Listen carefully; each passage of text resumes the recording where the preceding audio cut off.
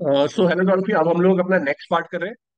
तो अभी हम लोगों ने देखा था लास्ट क्लास में कि सप्लाई क्या होती है, और सप्लाई में शेड्यूल वन हम लोगों ने कंप्लीट कर लिया। शेड्यूल वन मतलब वो एक्टिविटीज जिसमें कंसिडरेशन इन्वॉल्व नहीं है, उसके बावजूद उसे जब जीएसटी की लायबिलिटी में लाया गया और सप्लाई की डेफिनेशन में लाया गया।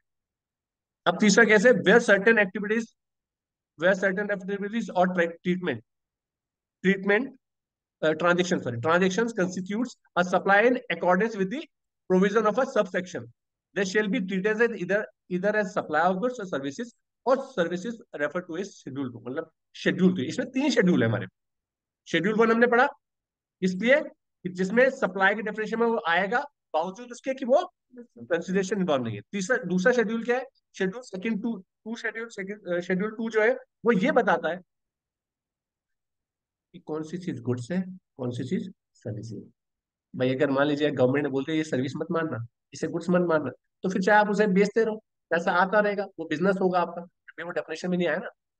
डेफिनेशन में हर एक, यही तो होता है। सीए क्या करते हैं, चीजें पढ़ते हैं ना, पूरी डेफिनेशन क्या लिखा हुआ है, और उसमें से कोई भी चीज ऐसी लूप निकल गया, उसको बोल दिया यार तुम ये कर लो, देखो कानून में ये लिखा होता है, तो गवर्नमेंट ने बोला हुआ ना, ये तो गुड्स है ही नहीं, आप इसे बेचते रहो, पैसे देते रहो, आप इसका बिजनेस नहीं करो, तब इस पर जीएसटी लगाने की लायबिलिटी। तो अभी तो पता होना चाहिए कौन सी गुड्स है, कौन सी सर्विस। आप लोग मुझे बताओ अच्छा कि अच्छा मुझे बताओ, रेस्टोरेंट इज अ सर्विसेज और गुड्स? कैसे सर्विस हुआ, वहां पे खाना नहीं खाते क्या? तो फिर क्या गुड्स कैसे, सर्विस कैसे हुआ? रेस्टोरेंट में तुम खाना खाते भी तो आते, तो सर्विस कैसे हुआ? अभी तो अगर तुम अकाउंट्स बनाओगे तो उसको क्या ट्रीट करके बनाओगे? ये तो मैं बोल रहा हूँ, देखो अभी हमें एक वो है ना, डाउट है। अभी मैंने जैसे क्वेश्चन पूछा तो आपके दिमाग में आ सकता है यार, देश तो मैं संभाल रहा हूँ, ये गुड्स होना चाहिए या सर्विस होना चाहिए, क्या होना चाहिए? सर्विस नहीं,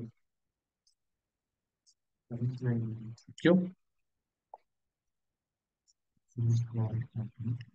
भाई तुमने मान लीजिए, भाई एक चीज बताओ, एक पिज्जा है, तुमने जाके डोमिनोज में खाया, ये क्या है, सर्विस है गुड्स है? गुड्स, गुड्स है, तो सर्विस कब होगा? डोमिनोज में क्या करते हो? नहीं वो तो हम भी करते हैं, उनके लिए पूछ रहा हूँ, डोमिनोज वालों के लिए, उनके लिए क्या है? सर जब वो सप्लाई करेगा, तो सप्लाई तो कर ही रहा है ना उनका एक चलो आगे डिस्कस करते हैं, यही हमारे को इसमें पढ़ना है, ठीक है। देखो पहला है ट्रांसफर ऑफ ओनरशिप कंडीशन के, शेड्यूल टू में मतलब अलग अलग केसेस के हिसाब से पढ़ रहे हैं कि अगर आप ओनरशिप ट्रांसफर करो, ओनरशिप का मतलब क्या होता है, ये पेन आज से तुम्हारा हुआ, इसके मालिक तुम हो गए, ये कार आज से तुम्हारी हो गई, इतना पैसा मैंने लिया और ये कार तुम्हारी हो गई, तो ये इस एक्टिविटी को क्या बोलेंगे, supply of goods, supply of goods. भाई टाइटल आपने ट्रांसफर कर दिया ना, any transfer of title in goods in the supply of goods is a supply. अगर आपने कोई टाइटल ट्रांसफर कर दिया तो वो सप्लाई ऑफ गुड्स की डेफिनेशन में आ गया। Any transfer of rights in the goods और undivided shares in goods without the transfer of title of goods. मतलब आपने बोला ये कार तुम इस्तेमाल कर सकते हो, उसके पैसे मुझे इतना देते रहना, राइट्स दिया, अधिकार, तुम्हारी कार नहीं हुई, एक कार मेरी है लेकिन तुम इसे इस्तेमाल कर सकते हो, तो वो क्या हो गया? Any transfer of title in the goods under a agreement which stipulates the property in goods shall be pass in future date. Hire purchase होता है ना कि भैया आज तुम गुड्स रख लो, लेकिन ये ट्रांसफर तब होगी जब ये पूरे पैसे आ जाएंगे। तो उस केस में क्या होगा, वो भी क्या होगा, supply of goods, supply of goods. An agreement to seller a certain goods to as a future दे दिए, उन्होंने एग्जांपल दे दिया, says mister mister M provide bedsheet to mister N and he permits mister N to use them, provide mister N paid for them at the end of second month, when the property of the goods will be transferred to Mr. N. In this case, the ownership will be transferred in the future. Such transaction will be considered as a transfer of goods. मतलब क्या उन्होंने बोला, mister M जो है उसने provide करी किसे, bedsheet, mister N को, और he permits mister N to use them, मतलब उसने बोला कि भाई तुम इसे इस्तेमाल कर सकते हो, provided mister and page for them at the end of second month. मतलब जो वो सर्विस उसको प्रोवाइड, उसको परमिशन दिया है परमिट करने के लिए, वो दो दो महीने में उसकी पेमेंट करता है। When the property of the goods will be transferred to the an, जब प्रॉपर्टी ट्रांसफर कर दी जाएगी। In this case the ownership will be transfer in future date, क्योंकि फ्यूचर डेट में तो ट्रांसफर होगी ना, अभी तो परमिट करा है तो तुम इस्तेमाल कर सकते हो, उसकी वो पेमेंट करता जा रहा है। जब वो ट्रांसफर सारे पैसे आ जाएंगे और जब उसकी ओनरशिप आज से तुम्हारी हो गई है, तब वो क्या कहलाएगी? Such transaction will be transaction consider as a transaction in goods. Land and building, land and building के केस बहुत इंपॉर्टेंट है। By any lease, tenancy, easement, licence of occupying land in the services, services के लिए अगर आपने rent पे दे दिया कोई लैंड, कोई भी चीज दी गई है लीज में दिया गया, तो लीज में दिया गया तो ये सारी चीजें क्या आएंगी? सर्विसेज।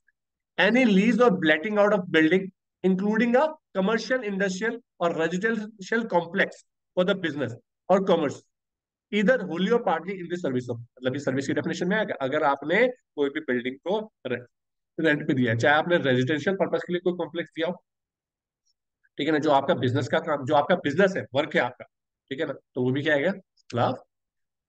इसमें यहाँ पे मत कर लेना कि आप इंडिविजुअल आप रह रहे हो और आपने अपना घर रेंट पे दे दिया, तो मैंने क्या बोला उसने, वो बिजनेस का एक्टिविटी का पार्ट होना चाहिए। उन्होंने लिखा ना, फॉर बिजनेस और commerce.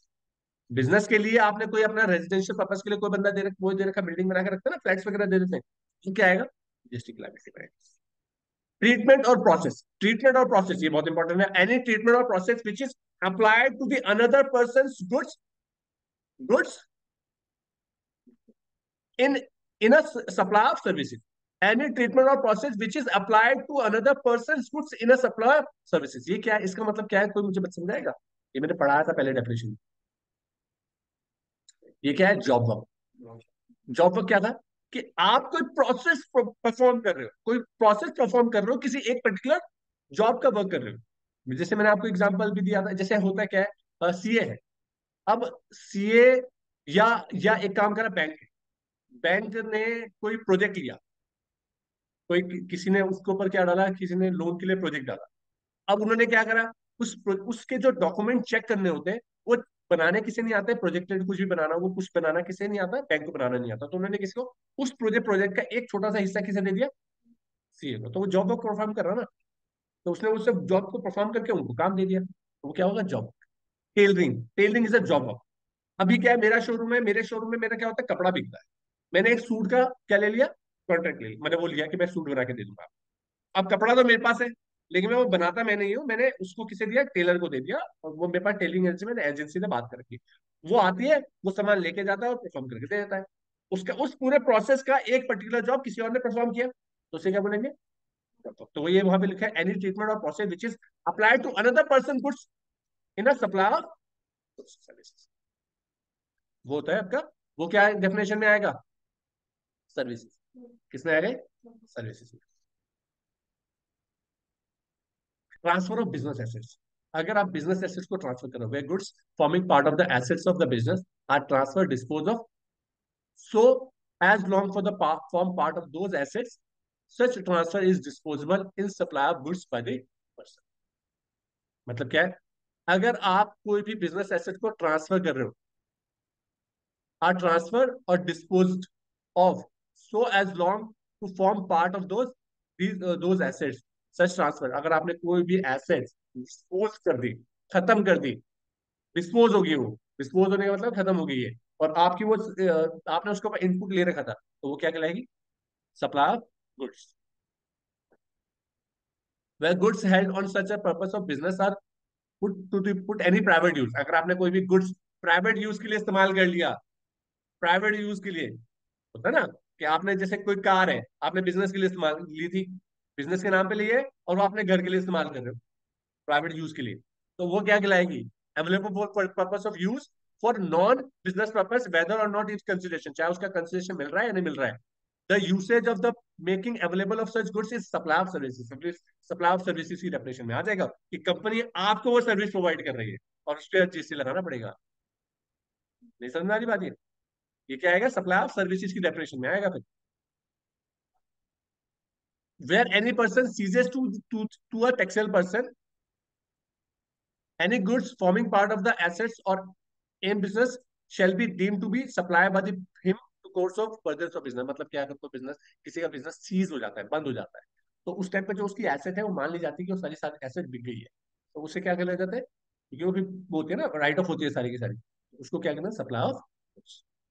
How is the person ceases to the taxable person, death कब होती है, जैसे कि डेथ हो गई, death of the taxable person, तो उसकी सीज हो जाएगी ना। And the business is carried on the personal representative, मतलब अगर सीज इस वजह से हो रही है, एक तो सीज हुआ कि भाई बंद करा किसी ने, एक होता है किसी की डेथ होगी, इस वजह से वो क्या हुआ, बिजनेस सीज हो गया।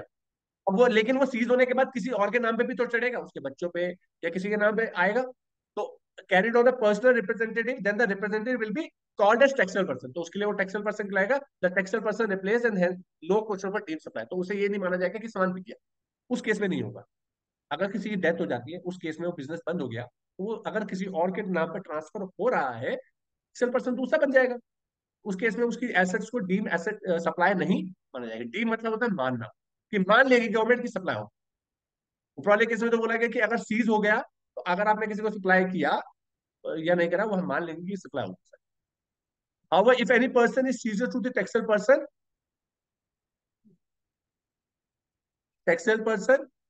example, sale of business as going concern. Going concern वही होता है, and the business is carried on the new owner, then the new owner will be carried on taxable. Going concern का मतलब ये होता है, इंसान मर गया, बिजनेस तो अभी भी चल ही रहा है ना, उसके आगे बच्चे समझ जाएंगे, तो रिप्लेसमेंट ही तो हो रहा है सिर्फ ये। उस केस में भी सप्लाई की क्वेश्चन ये नहीं आएगा, ये वाला क्वेश्चन उस केस में भी नहीं आएगा, वहां पे भी सप्लाई ऑफ कुछ इसको सप्लाई नहीं माना जाएगा। ठीक है, अब बात करते हैं सप्लाई ऑफ सर्विसेज की। ठीक है, तो हम लोग इसका इतना ही बात करते हैं अभी, और ये जो सप्लाई ऑफ सर्विसेज वाला पॉइंट है वो हम नेक्स्ट क्लास में कंप्लीट करते हैं। ठीक है, थैंक यू सो मच।